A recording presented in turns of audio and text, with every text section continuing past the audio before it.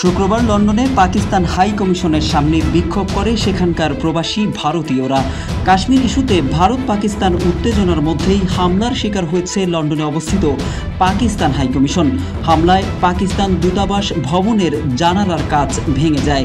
বিক্ষোভ চলাকালে সহিংসতায় জড়িত থাকার অভিযোগে দুজনকে গ্রেফতার করেছে লন্ডন পুলিশ।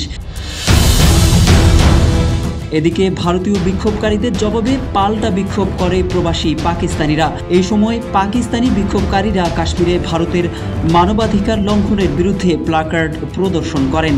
ব্রিটেনে ভারতীয় ও পাকিস্তানি বংশোদ্ভূত কমিউনিটি মূলত দীর্ঘদিন ধরেই নিজেদের মধ্যে রাজনৈতিক ইস্যুতে বিভক্ত। দুপক্ষই নিজেদের বক্তব্য প্রকাশে রাজপথে নেমে আসলে তা সহিংসতায় রূপ নেয়।